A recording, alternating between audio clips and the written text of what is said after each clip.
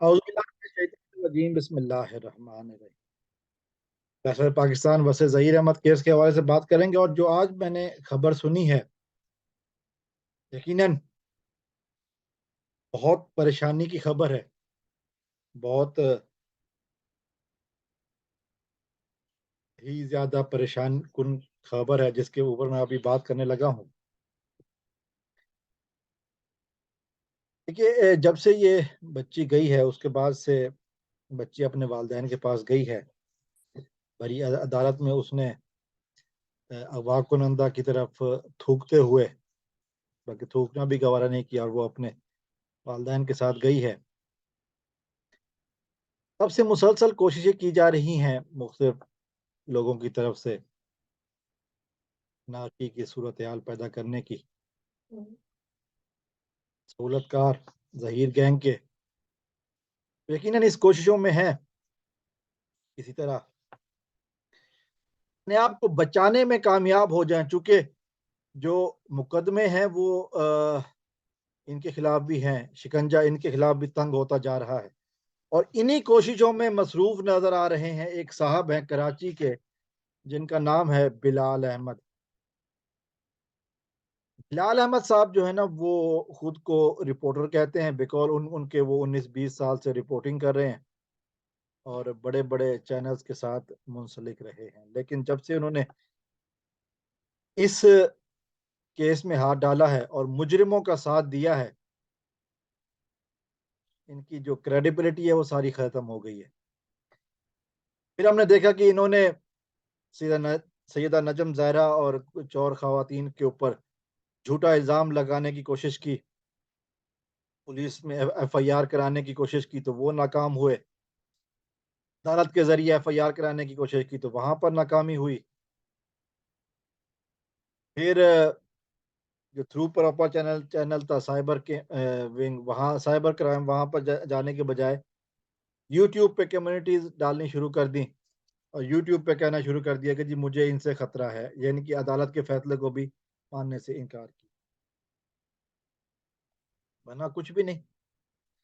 फिर जो इनका मकसद सामने आया वो ये था कि किसी तरह असाइलम किसी और मुल्क में क्लेम किया जाए। वो मकसद भी पूरी तरह एक्सपोज़ हो गया। अब उन्होंने कुछ दिन गैर हाज़िरी और फिर जब वो व्लॉग कर रहे हैं तो वो सिर्फ़ आवाज़ आ रही है, तस्वीरें नहीं आ रही, वीडियो नहीं आ रही। फिर उन्होंने ये कहा है कि जी अब जो ज़ुनैरा माहम ने कहा है कि जी उनको ज़हर दे दिया गया है और वो अस्पताल में दाखिल है। हालाँकि 2 दिन पहले वो कह रहे थे कि वो कराची प्रेस क्लब में किसी क्या दावत पर मौजूद हैं। अब ये है कि जी उनको ज़हर दे दिया गया है। ये पूरी उनकी वीडियो की तफ़सीलात मौजूद हैं। ज़हर दे दिया गया है, जो ज़हर खा के बिलाल साहब जो है ना वो हॉस्पिटलाइज़्ड हैं और ये मोहतरमा बड़े खुशी से, बड़े फ़ख्र से बता रही हैं, वो बातें कि बिलाल साहब को ज़हर दे दिया गया है। बहुत सारी और बातें लोगों ने की हैं मुख्तलिफ मीडिया चैनल पर, पाकिस्तानी मलिक अली हो जाए या न्यूज़ 360 हो जाए, ये तो ये लोग मुसलसल एक्सपोज़ कर रहे हैं कि ये कि झूठ भी बोलना तरीके से नहीं आता। बिलाल साहब और इनके सोशल मीडिया विंग के गिर्द घेरा तंग होता जा रहा है, दिन करीब आ रहे हैं समाअत के। ये कोशिशों में है कि किसी तरह मुल्क से भागने की के अपने कोशिश में कामयाब हो जाएँ ताकि फंदे से बच जाएँ, कानून की गिरफ्त से बच जाएँ। यकीनन ये उसी साज़िश का, उसी कोशिशों का हिस्सा है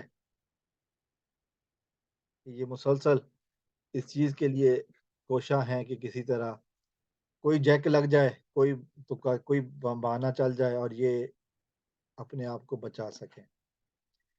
कानून इनका मातहत नहीं है, ये कानून के मातहत हैं। रियासत पाकिस्तान इनकी मातहत नहीं है, ये रियासत पाकिस्तान के मातहत है। ये इनको अब सोचना पड़ेगा कि ये कहाँ क्या कर रहे हैं।